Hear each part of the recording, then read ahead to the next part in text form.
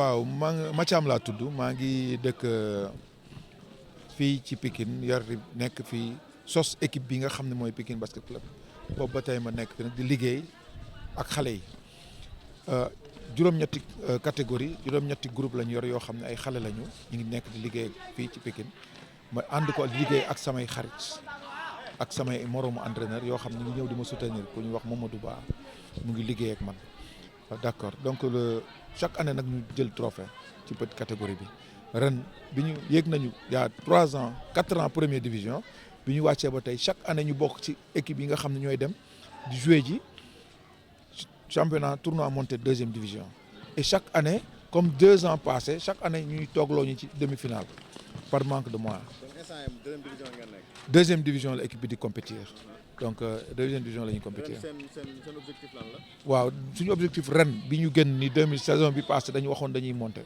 ba ñu def parcours boo xam ni macha allah dañoo dem poule bi ñu nekkoon ñoo jël paie kenn gañewuñu bi ñu demee demi-finale la ñu toog la xale yi toog ndax benn deuxième la ñu booleel mu gagné ñu 8 points donc loolu la quoi ren nag dañuy demaat parce que ñun dañ ne il faut que ñu taxawal équipe bu nekk ci département bi buy défendre couleur Pikine parce que Pikine football am na Pikine basket war na mën a am.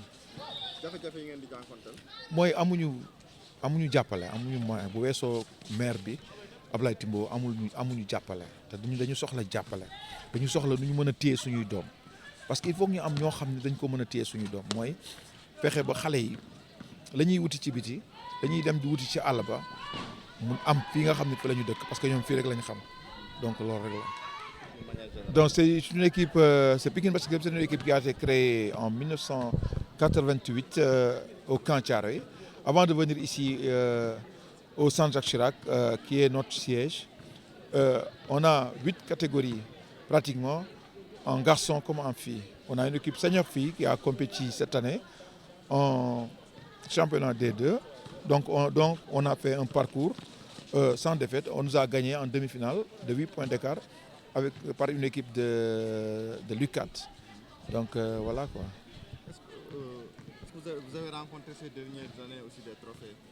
Pratiquement chaque année on prend un trophée parce que pour la petite catégorie on a de la bonne graine et on travaille à la base. On a l'habitude de travailler à la base. Pikine Basket Club a l'habitude de sortir des jeunes talents, de très bons joueurs.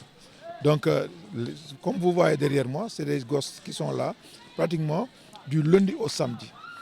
Et on a l'habitude chaque année de sortir et d'avoir de la bonne graine, de très bonnes équipes pour le championnat de la petite catégorie. Ouais. Les difficultés auxquelles vous êtes confrontés?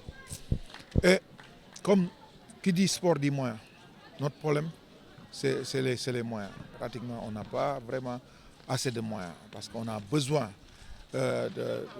d'un soutien de la population parce que c'est le maire Ablaye Timbo qui a l'habitude qui nous soutenait les 2 ans avec une subvention. Donc au-delà de ça, on a lancé un appel aux 16 maires de communes pour qu'ils viennent nous soutenir pour qu'on puisse vraiment continuer le travail parce qu'on a de la potentiel, on a de la ressource humaine. Maintenant le reste c'est vraiment avoir un appui des autorités du département. waaw gis ci suñu bopp bi mën naa ne ñu ci gis suñu bopp parce que buñ ko jëlee ci fànn bi nga xamante ne moom mooy bi gën a noble former nit ki xëy bés toog sa kër gis ko ci beneen monde mu ne fa di tàggatu loolu je pense que réussite la loolu bokk na ci li ñuy wax réussite.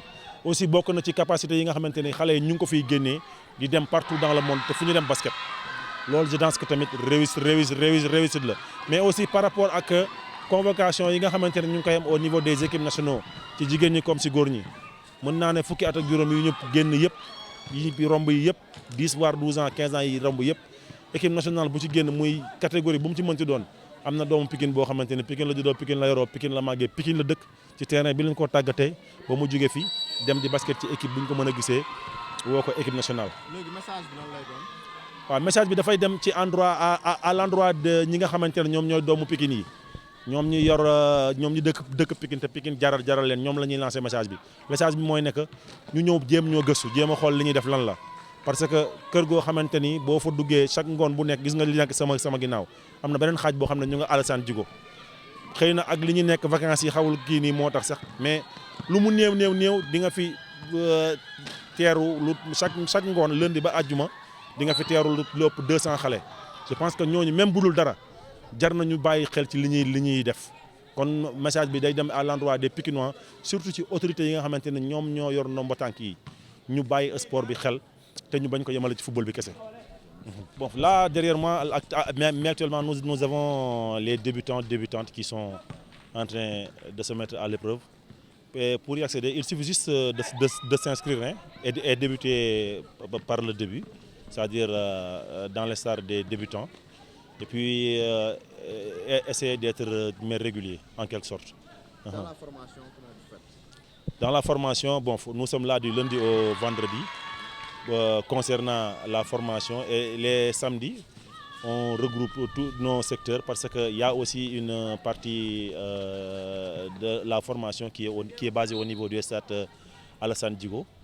Les week-ends, on se retrouve au niveau du théâtre de verdure Fodé Doussouba sur le terrain de basket pour regrouper toutes nos tranches et essayer de récapituler ce qu'on a eu à faire avec les enfants durant la semaine.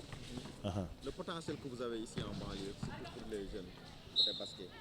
Côté basket, bon, nous avons une potentialité, je dirais, différente. Pas différente, mais de toutes les couches, masculin comme singulier, comme féminin, si j'ose dire. Par rapport au